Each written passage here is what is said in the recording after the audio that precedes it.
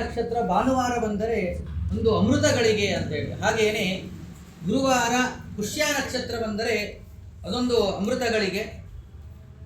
ಹಾಗೇನೆ ಇಂತಹ ಶ್ರೇಷ್ಠವಾದಂತಹ ಸಮಯ, ಅದರಲ್ಲಿಯೂ ಕೂಡ ಸತ್ಯಧರ್ಮತೀರ್ಥ ಶ್ರೀಪಾದಂಗಳವರ ಮಧ್ಯಾರಾಧನೆ, ಗುರುಗಳ ಚರಿತ್ರೆಯನ್ನು ಯಥಾಮತಿಯಾಗಿ ಚಿಂತನೆಯನ್ನು ಮಾಡೋಣ. ಉತ್ತರಾದಿ ಮಠದ ಪರಂಪರೆಯಲ್ಲಿ ಬರುವಂತಹ ಮಹಾನುಭಾವರು ಸತ್ಯಧರ್ಮತೀರ್ಥ ಶ್ರೀಪಾದಂಗಳವರು.